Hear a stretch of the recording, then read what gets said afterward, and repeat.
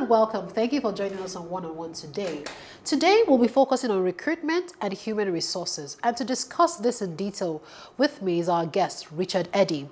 He's an HR consultant, the CEO of TeamAce Limited, an HR recruitment and business process outsourcing firm. He's a business consultant with a focus on the development of sustainable businesses in Nigeria. His experience cuts across banking, taxation, and human resource, and having managed a tax management firm in the past. Thank you so much for joining us on the show today. Thank you so much for having me here in the studio. Okay. I am delighted to talk more about my passion. Okay. Oh, great. So let's go straight to that. Let's talk about that. So how did you find that HR was your niche or your passion, and then business consulting was something that you wanted to do? All right. So I started this started some time ago when I was a copper 11 years ago with one of my bosses, and I saw the passion in which he used. We're in the banking industry, and I saw how he put passion in what he was doing. And when we thought of walking around business owners who comes to the bank to receive facility, had gone through series of applications and series of businesses. So I saw a particular one and I got interested in it after reading their business plan and all of that. And I reached out to him and he said, okay, it's a gradual process. Give yourself a timeline and follow through. And after I left the banking, I went into an HR consulting firm. I don't want to mention their name, of course. So taking through the process as a business development person, I learned my rope and I saw that this could be better.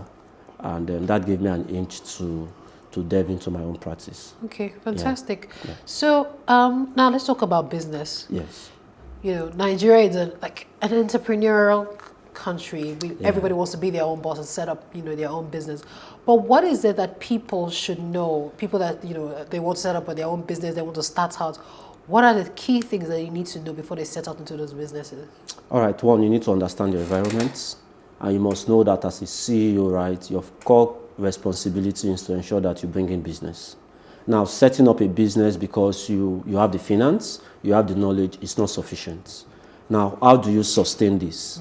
You need to sustain this by ensuring that your business gets enough clients that can pay the bills. One, there are bills to be paid.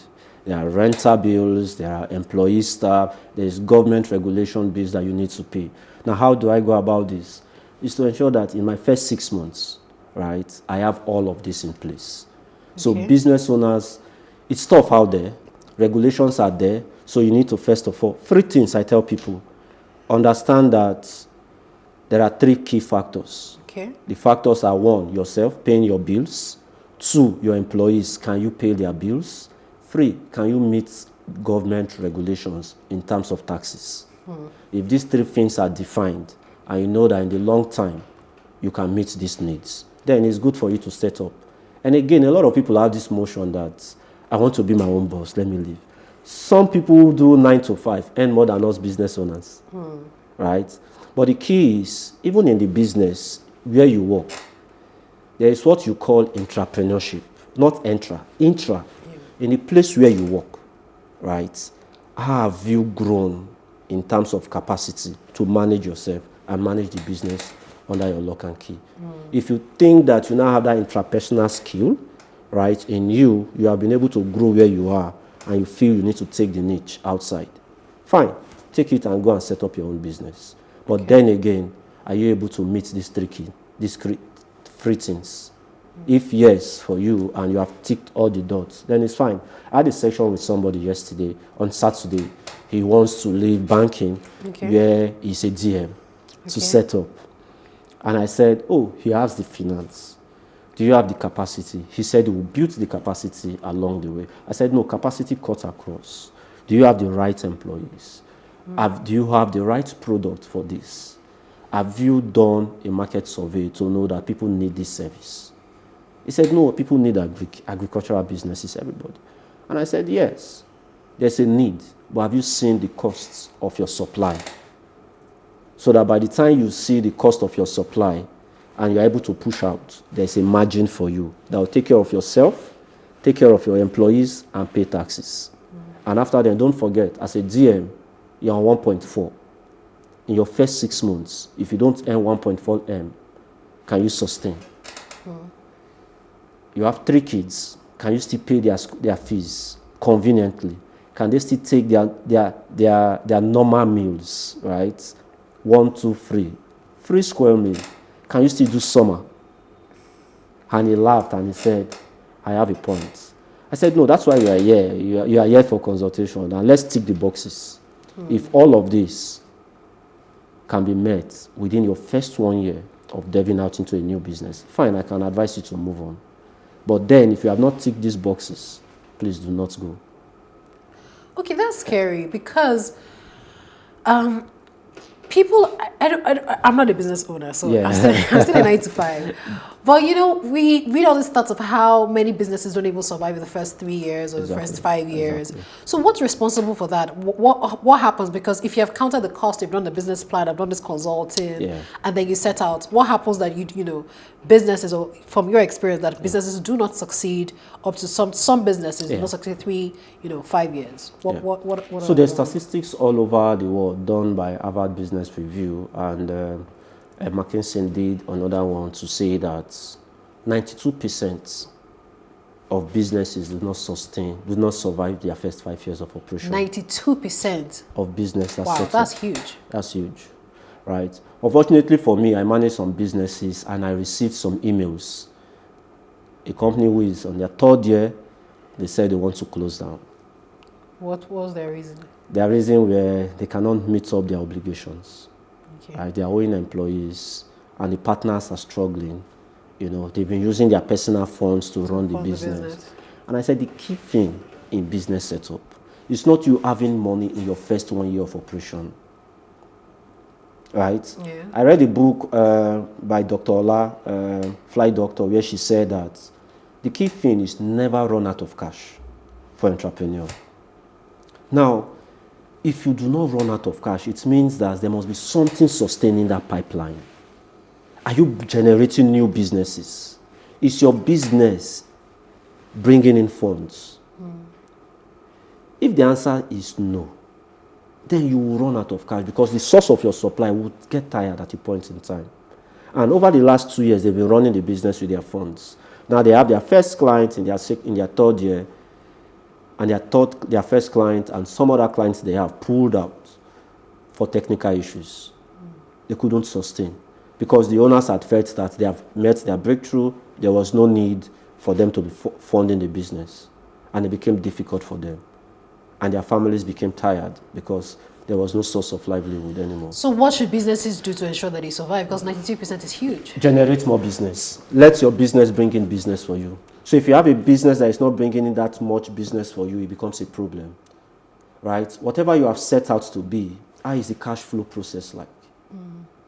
So there must be, the business must sustain, whereby it's bringing in new businesses.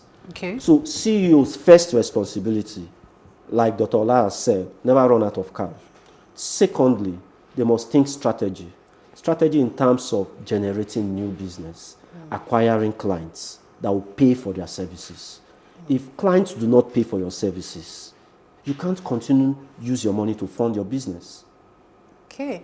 All right. So on that note, we'll just take a short break, and Yes. when we come back, we'll continue this conversation. Thank you so much. Yeah. Yeah. Please stay with us.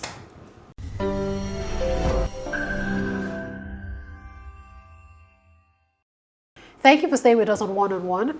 We're back with our guest, Mr. Richard, and we're talking about businesses and survival in Nigeria. So we're talking earlier on about how the scary statistics from Harvard Business Review. So what must entrepreneurs begin to do to ensure that their businesses don't die out by the 2nd, 3rd, or even the 1st year of business? Yes. If you see that review, you would also understand that what has happened to COVID. What COVID brought, a lot of businesses went down. It means that our business models must begin to be sustainable. Okay. That word sustainable comes in 3 legs, right? Companies must put policies in place. All right. Policies that must enhance the growth of the business. And secondly, how is their financial strength? Are they putting that into perspective? And finally, are there procedures in terms of expenditures, right? A lot of people over time feels that I am the entrepreneur, I am the CEO of my firm, right? And because I'm the CEO, I can spend the money the way I like. No, there are stakeholders in business. I tell people the lifestyle that you live as an entrepreneur or CEO tells down to the employees that work with you, right? There are stakeholders in business. Government is a stakeholder, your employees is a stakeholder, your directors are stakeholders. Okay. These things must be spelled out. And over time, CEOs, in your first 2 years of business, you must check the margin of your profits and let your salary or whatever wage you pay yourself be a margin of that. Basic thing that has killed businesses in Nigeria is mismanagement. Mismanagement. Right? And discipline. Entrepreneurs or CEOs who are not disciplined will find themselves into trouble. So first, be disciplined and pay fair wages. So that you don't have employees going and coming. That alone is a lot of work for people. Sure. So pay them right, pay them what your business can sustain, right? Let people see the vision you want to drive in. And again, you can't tell somebody that the business is growing, whereas you are living large, And right? not putting back into And the not business, putting back into the business, right? Okay. Can my salary sustain the business? That's the first question we should ask. Okay, so let's talk about, you talked about staff turnover now, about Yes, staffing. yeah. So let's talk about staff. Yes. And you know that this Nigeria is an interesting country. Finding the right staff for any business is Any essential. business. But peculiar in Nigeria, how do you ensure that you find the right staff, the right fit for your business? Yes, a lot of people have talked about character. A lot of people have thought hire for character, don't hire for skill. Now, there are levels to where that work, right? If you are looking for an intern, if you are looking for NYSC graduate to work with you, right, what you should be looking at is character. Fine, because you need somebody with the right character to be in your team. But if you are looking for experience and you need skill, you need people who can do the job. And a lot of us, CEOs, like I was telling my team this morning, is when we need a job to be done, we go to the internet and said, job description for finance manager, and we download it and send to the person, right? In actual sense, you need to know what you want this person to deliver. Expectations are high. A lot of CEOs employ and they want XYZ, but it's not communicated. Communication is key in hiring process, right? If you hire someone, let the person know the job description and not what you have downloaded from the internet. Spell it out how you want it. These are the things I want to do. And what are the metrics of measurement? I will measure you based on XYZ. Let it be clear. And the person who is assuming that office that is vacant is well cleared on what he or she is expected to do. So basically, the hiring process has always been faulty because the expectations and the deliverables are different. The employee is saying that these are my job descriptions. When you hired me, these were the things you said I should do. Now I have come into place. You are telling me I need to be dynamic. I need to do X, Y, Z. I need to be finance manager. I need to be HR manager. I need to be admin. Right? Okay. Some persons cannot play all roles. All roles, yeah, true. So you must be specific. You want to be my accountant. These are the things I want you to do. Okay. So let's talk about your business, for example. Yes. Because I always like to be, see how you lit up, because you're a recruitment agency. Yes. I always like us to be practical. So we're not just talking about people's heads. Yeah. Now, in your agency, which is a recruitment agency, Yes. how did you ensure that you got your staffing right? Is this the same thing that you did, tailoring each job description to each person? What did you do? Yeah, exactly. So for me, when I started 2 years ago, I've worked somewhere, and I have seen some employees who have the gold mindsets, right? Okay, so you went to poach them. I went to poach, and when I needed an intern and a copper, I spelled out what I wanted. I said, these are the things you will do. I didn't just go look into the internet and said the role of a recruitment analyst. And I set the process for our recruitment process. This is how we should go about. And I understand there are people, the way they act, the way they do, right, entails that we understand each other. I know the way you act. I know the way you react to things. When job descriptions are spelled out, I use my mind and I tell you we meet, we have a conversation, I tell you in details, these are the things that I expected of you, and these are the deliverables. Okay. It is well spelled out. So I took out time, get the people I needed, and as we progress in the business, I noticed that there needs to be a change, there needs to be an additional role, and I noticed that when there's an additional role, I tell my employees, you need to read this XYZ of books, so that this will help you as you move up to your next role. Yes. A lot of people feel, every time I have changed a job, right? I learned this from a friend called Jeffrey. Every time I am doing the same job title, sales manager, business development manager, right? I give myself a 1 month break, so that I would have read a couple of books that will help me about that role more, about my new job, so that as moving into that job, right, I'm able to meet my expectations. And when job descriptions are sent to me, I download them, I put them on Google. Google tell me, oh, this one is a downloaded copy from the internet, because you see duplicates. And I put a call through. What are the specifics? Yeah. What are the specifics? What is expected? Fantastic. So I need to know, so that when I go into the roles, I am not saying, sir, this was what you sent me. Okay, so this leads me to my next question about Yes. the fact that, many people say, so it's one thing to get the hiring process wrong in the beginning. Yeah. But now as a recruitment agency, many people say, oh, there are no jobs out there. They're not, there are not enough jobs. Tell us really what's the problem. Is it that there are jobs and they're not talents enough to match the jobs, or people are not skilled enough, or truly there's really no job out there? Yeah. In VI alone, you have over 15 recruitment agencies. On the mainland, you have over 100 recruitment agencies. They are all in a business. It means that if they're in business, that means organizations are recruiting on a daily basis. There are startups coming up every day. So what is the problem? There are two things, right? I have told job seekers over time, your connections must be right, and you must be skilled in what you want, what you're applying for. Okay. Right? There are jobs, but employers are looking for the right set of candidates. So you must get two things right. Your character must be stable. Secondly, you must be skilled at what you do. Your character must be stable. Please, Yeah. that sounds like a very short thing, but also like very loaded. But I think we should take a quick break so we can just expound on that. Exactly. All right, so stay with us. We'll be talking more about your character must be stable right after this break.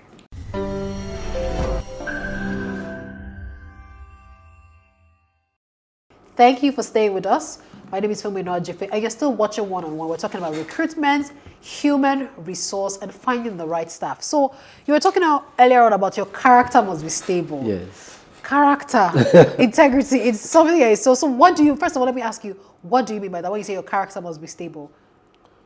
All right, so this is what it is, right? For me, in my place of work, and a lot of candidates I have had to speak with in terms of the recruitment process, right?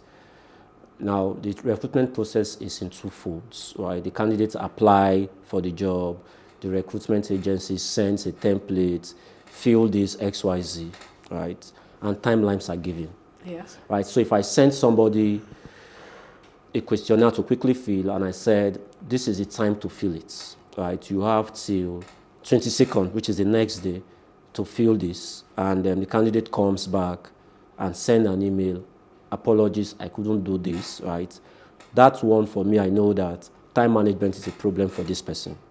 Now we are breaking down character, right? I know that time management is a problem for this person. If this person comes to the right, if the person resumes, right, I'll get to deal with these apologies, right? Now I want to know, for me, doing this task, how many minutes or hours will it take me to do this, right? I know, and I give a space of an additional 2 hours. Is this person feeling it in the right process? Now, secondly, what is the presentation like, right? Somebody who is well composed will give us a well-documented document in response to what we have asked for. Somebody who is just saying, I have applied before, let me just apply. You'll see some candidates, you are sending them an email to say, email they have sent to like 15 people. They will just reforward. Forward it to you without just checking. editing. Sure. That's a turn off already for the, because you see a lot of emails. What you have done, you have exposed other recruitment company, your cousins, your uncle, who you should have kept private in that email trail, right? And I looked at myself, if this person resumes with me, is this what the person is going to do? Okay, well, let's now talk about character at the job, because we were speaking earlier on about, and then this popular saying, I think it's from Simon Sinek, who says that you hire for skill, you hire for character. So how character on the job, as a recruitment agency, you take someone, his CV is stellar, he has done everything, has ticked the boxes. How do you know that this person's character might be a little shifty, on the job? Or what do employers need to do to say, okay, how do we now detect that, okay, this person, we can't hire him, he has a bad character? Or how do you so as the person resumes on the job, right, on his job is good, right? There are two things in the job place. You are skilled and attitude, right? Okay. Right, because there are people in the workplace that needs to be done, that also look at you, and what forms your character may also impact on them.